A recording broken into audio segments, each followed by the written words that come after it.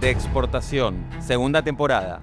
Un podcast donde compartimos ideas para impulsar una cultura exportadora que promueva el desarrollo de Argentina.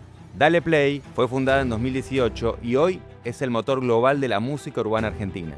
Con oficinas en España, Estados Unidos y México, opera en 18 países y representa a más de 100 artistas, entre ellos Duki, Nicki Nicole y Bizarrap. Sus talentos superan las 30.000 millones de vistas, exportando cultura a escenarios como el Bernabéu. Recientemente vendió una parte importante de la empresa Live Nation International, la multinacional más grande del rubro. Hoy, en De Exportación, Federico Lauría, CEO de Dale Play. Las industrias culturales explican aproximadamente el 1,7% del PBI argentino. Hablamos de 600 millones de dólares de exportación anual. Más allá de lo estrictamente artístico, ¿hay dimensión de lo que aporta este sector a la economía argentina? Buenísimo tener los datos. Nosotros como industria nos debemos, y es un mea culpa que hacemos como industria. Yo siempre digo que tenemos mal marketing, ¿no? Nosotros, sin dudas, la capacidad de exportación y lo que genera hoy la industria de la música en el mundo es enorme y creo que puede crecer aún más, muchísimo más todavía. Hay una oportunidad enorme en ese sentido y lo que puede incluso derramar en otras industrias, apalancado en la industria de la música o de los comunicadores, de una generación que hemos hablado tanto, ¿no? Mm. A propósito de generación y de música y de números, se habla de más de 60.000, 30.000 millones de reproducciones en plataformas musicales de esta nueva generación. ¿Por qué ese fenómeno? Hay una cuestión que empezó con la nueva modalidad de consumo hace ya algunos años, ¿no? Con la irrupción de Spotify, de YouTube Music, de YouTube, vinculado a una nueva generación que ya nació consumiendo en esas plataformas y que obviamente nacieron globales. Entonces se rompieron las intermediaciones en la industria y hoy una canción viaja por el mundo con un clic y puede haber un francés, un alemán, un mexicano, obviamente un colombiano escuchando Mm. una canción de un artista argentino en el mundo. Entonces, esa masividad sumada a la tecnología y sumada a toda una industria que se concentró para que eso suceda, habla de la potencia que hay, ¿no? En ese contexto, imaginás que las cifras de las que hablábamos respecto de lo que genera la industria cultural en la Argentina tienen margen de crecimiento. ¿Qué miras para adelante? ¿Qué ves? Sí, sin dudas hay un margen de crecimiento enorme. A ver, por varios motivos, más allá de la industria argentina en sí. La industria argentina es parte de un ecosistema aún más grande que es el ecosistema hispano, ¿no? Hoy la música latina fue la de mayor crecimiento en el mundo, en lengua, impulsada por infinidad de artistas. Hay un referente muy reciente que es Bad Bunny, que es el artista más escuchado del mundo. Es latino, eh, ama, respira, canta en español. Y eso impulsa y abre mercados que posiblemente antes eran impensados, ¿no? Te nombro en referencia a él, pero hay muchísimos otros artistas y hoy podemos, digo, normalizar, pero que va a llenar estadios en Japón, en Australia, en Alemania, en Francia. Mm. Entonces, digo, la oportunidad de nosotros como industria argentina estar acoplada a un ecosistema latino que hoy lidera, abre aún más oportunidades, ¿no? ¿Cómo se diferencia en el marco de ese ecosistema latino la industria argentina? Digo, ¿cómo hacemos para... ¿Hay tal cosa? Digo, ¿hay una identidad sonora? ¿Hay una marca país cuando hablamos de los artistas argentinos? Bueno, sin dudas, nosotros somos nuestras raíces también, ¿no? Y digo, el impulso posiblemente más mediático, más grande, se sabe por los artistas de esta nueva Ujú. generación. Algunos, eh, digamos, catalogados como trap, cosa que fue digamos, como se inició el movimiento, luego que salieron de las plazas Ujú. Pero hoy, digamos, esos mismos chicos, te puedo hablar de Duki, que su artista, él te puede recitar Spinetta de arriba abajo, su primer show que fue con su padre, fue a ver a Charly García en concierto subacuático. Digamos, ellos son las raíces también y van creciendo y se van desarrollando en base a lo que han vivido toda su vida, digamos, ¿no? Hay artistas que tienen hoy raíces muy marcadas en el folclore de la nueva generación. Te puedo nombrar a Milo J, que hizo un álbum con mucha identidad folclórica, con mucho respeto y con mucha credibilidad, y está exportando de alguna manera también y haciéndole llegar el folclore a generaciones que posiblemente antes era impensado, ¿no? Entonces, ¿qué nos diferencia? Simplemente de dónde venimos, de dónde somos. Ellos son parte de eso, se criaron escuchando rock, con sus abuelos tango, digamos, eso no cambia, ¿no? Como posiblemente el movimiento cultural puertorriqueño o de las islas del Caribe tienen las raíces puestas en la salsa o en otros géneros, ¿no? Mm. Argentina es eso también. Y eso, digo, cuando uno sale de la generalización o del prejuicio y hace doble clic en muchos artistas, va a encontrar muchísima raíz y muchísima cuestión cultural que viene de muchas generaciones, ¿no? Mencionaba recién a Duki y no puedo dejar de preguntarte qué significó esto para la exportación del entretenimiento, ¿no? Desde la Argentina, el Bernabéu. Bueno, está buena la pregunta, porque el Bernabéu lo que implicó fue mucho más de lo que significó haber tocado en el estadio más emblemático del mundo, ¿no? Fue justamente todo ese recorrido de un chico que nació en una plaza del Quinto Escalón, donde un joven de 13 años, que hoy es ICA, que es un artista de Alejo, con 13 años emprendió una competencia y generaron el semillero de lo que hoy vemos como movimiento y Mm. lo que estamos hablando, ¿no? Empezó en una plaza, y el Bernabéu fue como todo ese recorrido de una manera bastante abrupta, rápida o como le quieran llamar, pero un recorrido muy claro de una plaza donde un artista pasó en España por una sala de 500 personas, después una de 3000, después una arena de 10.000, después 3 arenas, después fue el Bernabéu. Hubo todo un recorrido y en ese Bernabéu se juntó todo eso, ¿no? Ese día estaban casi todo el movimiento argentino, de sus amigos, sus colegas, disfrutando de ese éxito y de ese hito, y también de lo que pasó en España, ¿no? Y de ver toda una comunidad y de chicos españoles con la camiseta argentina y ese sentido de pertenencia y esa conexión que posiblemente hacía muchos años era impensada, ¿no? Entonces fue como la combinación de ese recorrido, la emoción de haberlo vivido y la magnitud.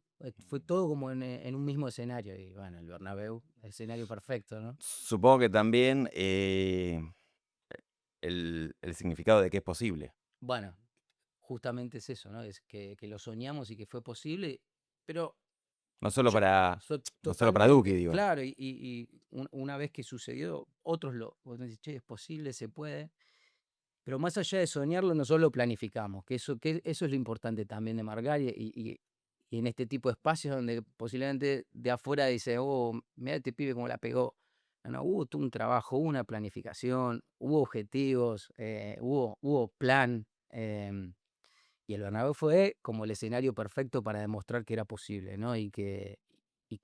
Nada, la magnitud de haberlo vivido ahí y de todo lo que pasó derrama en otro tipo de oportunidades, ¿no? Justo esa era una pregunta, Sí, ¿no? Tenía que ver con la llegada del trap argentino a la Plaza Española, sí, ¿no? Vos me decís, atrás hubo una estrategia. Yo me sí. preguntaba si efectivamente la hubo o si fue una cuestión orgánica que se fue dando a partir de los nuevos fenómenos, ¿no? Esta nueva manera de consumir, en este caso, música Bueno, con las sí, plataformas. sí. Vos me decís que, ¿cómo es esa estrategia? Lo que puedas contar, obviamente. No, se combinan las dos cosas. Obviamente, la velocidad con la que la comunicación hoy fluye o con lo que todo sucede, o la posibilidad de que hoy, eh, digamos, con un clic estés en el mundo, ayuda a que lo más concreto, simple, decir, bueno, primero vamos a ir a la sala BAT de 500 personas, después vamos a ir a la Ribera, a la sala de 3000, después vamos a ir a la arena tal. Toda esa planificación combinada con, obviamente, con que la música hoy no necesita intermediarios. Antes teníamos que hablar con el de la radio, que ponga la canción, y si no la ponía, no te editaban el disco, y si no te editaban el disco, nadie te conocía.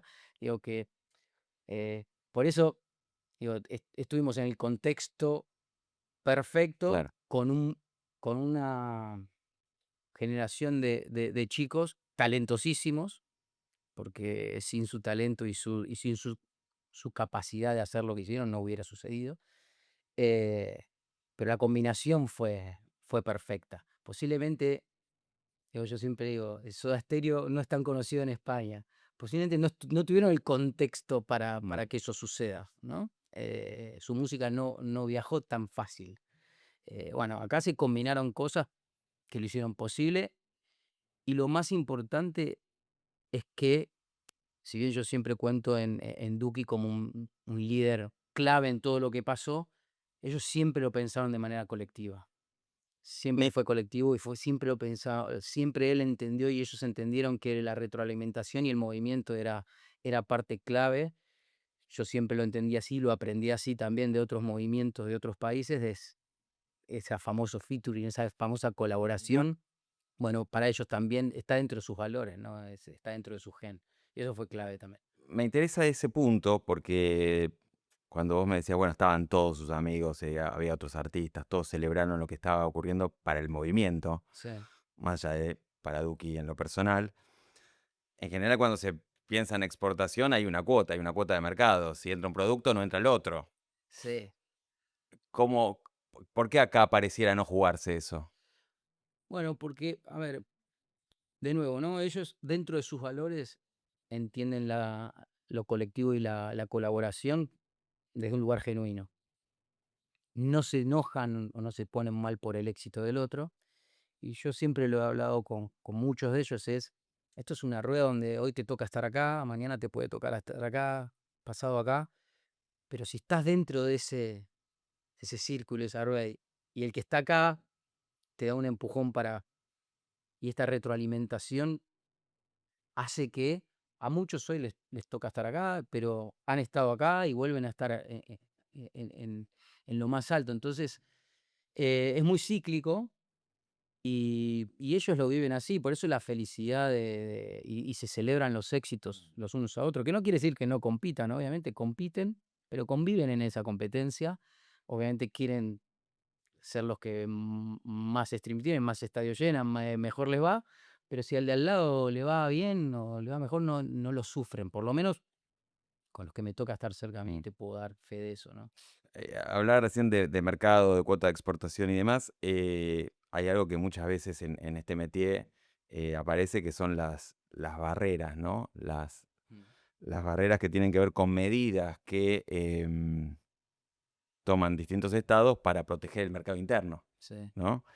¿Esto se da en la industria de entretenimiento? No, nosotros, a ver, las barreras son indirectas, posiblemente, o los problemas, por llamarle de algún punto, o la falta de competencia que posiblemente incluso hoy podemos tener, se dan de manera más indirecta. Hoy, digo, Argentina tiene una de las suscripciones más bajas del mundo de lo que se paga por Spotify o las redes de consumo de música. O sea, en Argentina Spotify está a $2,50 contra $11 de Estados Unidos o 10 euros de Europa. Eso obviamente de manera indirecta te Funciona saca como barrera. recursos, sí, o te limita en recursos. Nosotros tenemos mucha exportación también, pero digamos, de consumo en otros mercados que equilibra eso, por suerte. Pero eso no es un tema eso es un tema de estrategias de las plataformas, de posiblemente acá tienen o- otro, de nuevo, ¿no? Otra estrategia de decir, bueno, capaz van con un precio más accesible para ganar mercado y después, pero en ese tipo de cosas. Después sí, durante una época, obviamente el tipo las diferencias de tipo de cambio real con el oficial fueron Mm. fueron complejidades que atravesamos, hoy no están, y Mirá. eso ayuda porque por lo menos lo que se recauda es real, y eso es importante. Y después, a ver, sí hay países que tienen políticas. Digamos, Corea es un país que tiene una política de apoyo a las industrias, sobre todo la que tengo mucho conocimiento de la industria de la música, tienen el foco muy puesto en que atrás del K-pop o de fenómenos como BTS exportan muchos productos, exportan su cultura, exportan su lengua. Y hoy puedes ver, no sé, BTS va a venir de gira por Latinoamérica y lo que genera es inmenso en una gran cantidad de chicos que de repente aprenden palabras o aprenden a hablar coreano o consumen productos de Corea. Y bueno, ahí es donde yo creo que hay una oportunidad enorme que todavía tenemos que seguir armando mesa de trabajo y Mm. aprovechando, digo ya como Argentina, como Estado y como nosotros en el sector privado, es decir, con los empresarios que empezamos, yo hago un trabajo bastante, vos lo sabés, muy de- de dar a conocer todo lo que pasa y toda la oportunidad que hay atrás de un micrófono, de la voz de un artista, de un deportista, de un generador de contenido para que, no sé, de repente Colapinto esté tomando mate con Hamilton y atrás de eso se pueda vender la yerba X Mm. o lo que fuera, ¿no? Digo, hay una capacidad de poner en valor servicios y productos argentinos en el mundo como nunca. O sea, hoy el potencial que hay entre la música, los deportistas y los generadores de contenido como gran potencia comunicacional es, nada, valga la redundancia, una potencia infinita que creo que todavía podemos aprovechar mucho más. ¿Cuánto de esa falencia tiene que ver de vuelta con la primera pregunta que te hacía, ¿no? Digo, esto que hablas del K-pop de Corea, de esta política que hay detrás, ¿cuánto de esa falencia argentina tiene que ver con la falta de dimensión de lo que económicamente genera el sector? Eh, por eso digo que gran parte de la culpa es nuestra como industria de no dar a conocer y de no marcar en agenda pública lo importante que es las industrias culturales o de la música, del entretenimiento, y lo que derrama en empleo, en economía, en otras industrias. ¿Y Entonces, ustedes hacen alrededor, bueno, cuántos nosotros, hacen por año? nosotros en nuestra compañía hacemos en Argentina alrededor de 200 shows al año. Masivos como el de Bad Bunny puede haber unos 50, 60 shows al año así de masivos que derraman muchísimo en esta dimensión. Después hacemos más de 200 shows en el exterior de otros de nuestros artistas en el mundo.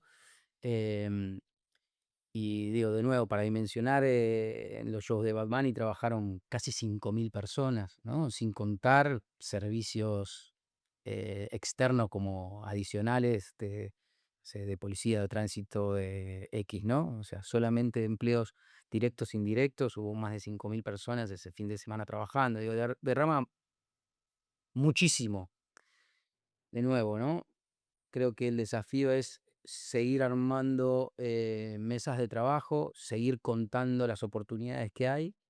eh, Muchas las estamos desarrollando. Mm. eh, Muchos emprendedores y grandes empresarios lo entendieron y lo están entendiendo cada vez más y estamos desarrollando, no sé, digo, nosotros acabamos de lanzar una compañía de electronics, ¿no? En donde uno de sus dueños es Bizarrap, eh, que y es una compañía sueca, de origen sueco, que adquirimos y que estamos exportando y que estamos desarrollando. Como eso te puedo decir infinidad de proyectos, ¿no? Tengo un montón de Sí, preguntas, sí, tengo un sí, montón sí. de preguntas, pero no me quiero ir de todo lo que generan, ¿no? En términos económicos, a partir de, por ejemplo, 60 shows masivos en un año. Hace poco firmaron un contrato con River por 10 años Sí. y no dejo de unir esto a la estrategia que hubo para desembarcar en España, como lo hicieron finalmente llenando un Bernabéu. ¿Qué están viendo para adelante cuando ustedes suman a la estrategia un contrato de estas características por 10 años con River? Bueno, a ver, cuando decimos que Argentina es un país, que los artistas aman venir porque el público realmente, es diferente al resto del mundo, es así, los artistas lo valoran, aman venir a Argentina. Argentina es un centro de entretenimiento y de consumo del arte en vivo, de la música, a la altura de las grandes ciudades del mundo. Eso es una oportunidad enorme. River, es el estadio más importante de Latinoamérica.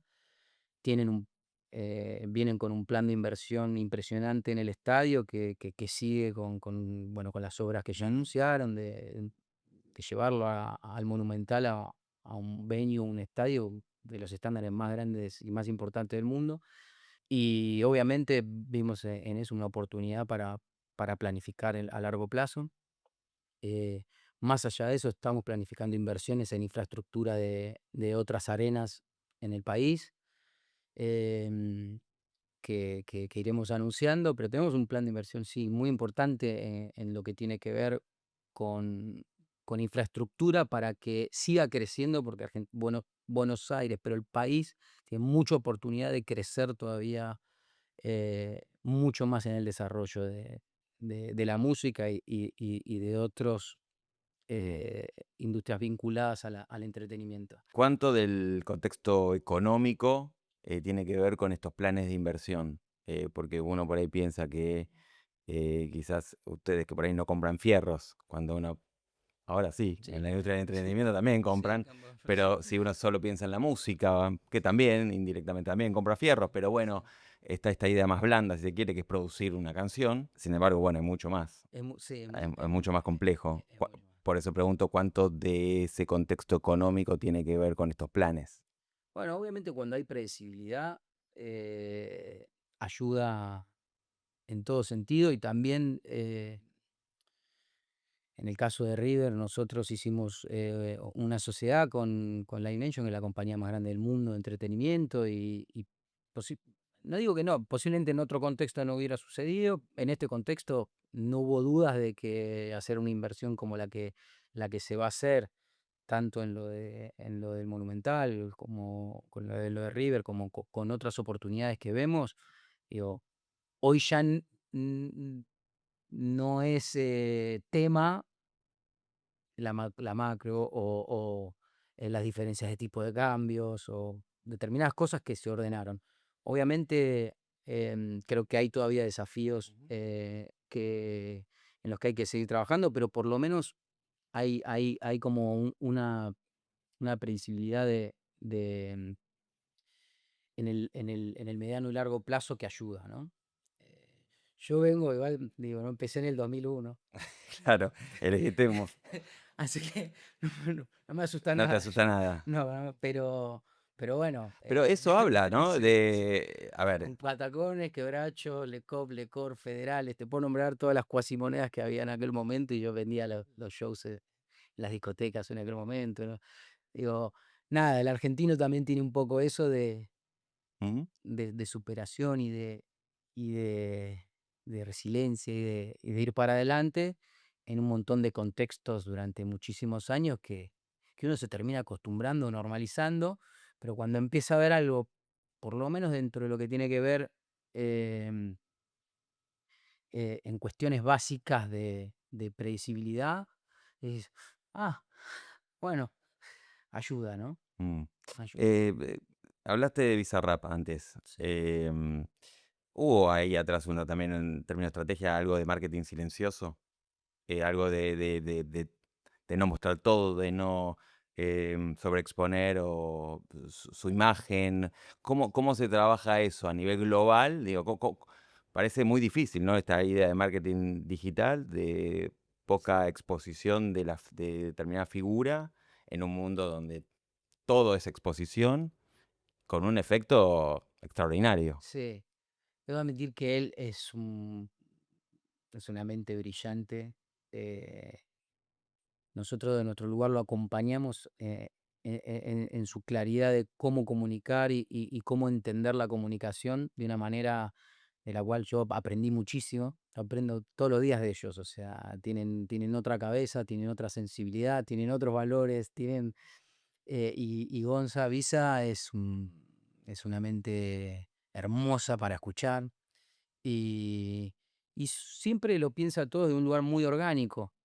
No es que, digamos, es lo que le nace, lo que piensa, cómo le surge cada cosa en el momento. Y hay posiblemente muchísima menos planificación de la que uno se puede imaginar. Sí, él constantemente está, no jugando, pero entendiendo que la comunicación juega un rol muy importante, digamos, ¿no? O sea, le da mucho protagonismo a la comunicación y cómo se comunica. En eso sí es como están en agenda todo el tiempo. Y el arte y la música, él está todos los días 20 horas adentro del estudio, Mm. 15, 12, por momentos duerme. Pero yo lo veo bajo en los estudios, tenemos estudios también dentro de que están en la compañía y nada, está siempre. Y eso muestra un poco también por qué le va como le va, ¿no? Mm. Hablabas del aprendizaje tuyo. Mm. Vos hablaste del 2001. Cuando arrancaste han pasado 25 años. Sí. ¿Qué tuviste que aprender vos personalmente para acompañar a estos artistas que claramente tienen otra cabeza? Bueno, a ver, yo doy con esta generación en el 2017. Ellos, como primer punto de contacto, Mauro Duco, y ahí mi cabeza cambió completamente y yo siempre digo que empecé un proceso de construcción absoluto de cómo era mi vinculación, primero como empresario y principalmente en un montón de cosas personales, ¿no? Mm. Encontré en ellos valores diferentes, hermosos, de los cuales creo que hemos aprendido por lo menos yo muchísimo y que intento derramar dentro de la compañía, de la colaboración, de la libertad, de ser genuino, em, de eso, ¿no? De entender que ellos en algún punto, yo siempre digo, y pongo el ejemplo de él, digo, creo que el único artista que un día me dijo, te amo, ¿no? ¿Descansaste? ¿Cómo estás? Digamos, tienen una cabeza diferente, ¿no? Y de mi lugar aprendí a escucharlos, entendí que tenía que transmitirles o que demostrarles que me podían necesitar y que los podía acompañar en muchas cosas. Yo la anécdota que siempre cuento con Duco, ese primer encuentro básicamente me dijo, ¿para qué te necesito? ¿Para qué te quiero? ¿No? Y desde ahí fue como, bueno, yo tenía posibilidad o de anclarme en mi ego y yo ya me creía un empresario importante dentro de la industria y confrontar con eso, decir, bueno, para acá estos vinieron a romper el molde del juego, esto qué está pasando, ¿no? Y bueno, ahí empezó como esto es lo que yo le llamo mucho de construirme como empresario y entender la relación desde otro lugar, más como pares, con mucha libertad en las decisiones, siempre ellos siendo parte de la mesa de decisión y de trabajo, desconfigurar un poco el rol del manager rígido y de la industria tradicional en la que ellos posiblemente se sentían fuera y alejados. Y bueno, hoy Dale Play, que es mi compañía, que tiene muchos verticales y muchas, digamos, aristas dentro de lo que es la industria de la Mm. música, tanto Es un es un ecosistema. ecosistema completo. Acompañamos artistas, acompañamos, bueno, proyectos, y en muchos casos como sociedad, como socios de pares, y no del rol de acá estoy yo, tenés que hacer esto, tenés que hacer lo otro, ¿no? Es como, eso es lo que básicamente, lo más importante, ¿no? Ese ecosistema Mm. exportable hoy, Sí, digamos, ¿no? Porque no paran de exportar, digamos. sí. Es algo que lo viste de entrada, lo fuiste viendo en el proceso. Te mentiría si dijera que dimensioné lo que es en 2017, si yo dimensioné y vi un Bernabéu, ¿no? Ahí, o vi, no sé, a Paco y Catriel tocando en Japón, o a Bizarrap en París, o teniendo canciones número uno del mundo. Pero sí, en ese, siempre voy a ese primer encuentro con Mauro, con Duco, dije, acá hay algo importante. A mí no lo entiendo del todo. Voy, voy a buscar entender qué hay en esto, pero acá hay algo. Siempre vi algo, y sobre todo no tuve prejuicio, que creo que es el peor mal de nuestras generaciones, ¿no? Y romper el prejuicio es lo más importante, eh, que creo que deberíamos aprender de esta generación. Ellos no tienen prejuicio. Decías, acá hay algo. Hoy entendés, ¿qué había? ¿Cómo lo podrías definir? ¿Cómo explicarte lo que sentís cuando entra un chico de, en ese momento, 18 años, y te mire con una claridad y entiende qué quiere y hacia dónde quiere ir, y te atraviesa, ¿viste? Eso es lo que me pasó con él, y a partir de él empecé a descubrir todo un mundo que estaba alrededor de ellos. Digo, ahí descubrí que ellos y los gamers eran parte de un mismo ecosistema. Ellos, los gamers, los streamers, eran parte, y los deportistas de esa generación también. Entonces vi todo un ecosistema que se retroalimenta y se potencia entre sí. Impresionante, o sea, digamos, el, no sé, el caso Colapinto es un gran eje que vos podés transitar, y ver cómo, eh, la colaboración genuina de Bizarrap con Franco, ¿no? Che, ¿qué necesitas? Porque me enteré por un tuit y por mi papá que me dijo, ¿en qué te ayudo? Esa colaboración genuina pasó a tener una potencia inmensa cuando todas esas patas de ese ecosistema se empezaron a vincular, ¿no? Y cuando el sector privado, sobre todo, se subió a la mesa, que es lo que tenemos que transmitir acá, en estos espacios, ¿no? Ellos están ahí, ese gran ecosistema está ahí esperándolos. No tienen prejuicio de trabajar con el sector privado. Siempre lo que sigue hay que entender es cómo y desde qué lugar. Desde acá no. Nos sentamos en una mesa, qué proyecto trabajamos juntos, cómo lo trabajamos. Son parte de la mesa de decisión, son parte de la mesa de creación.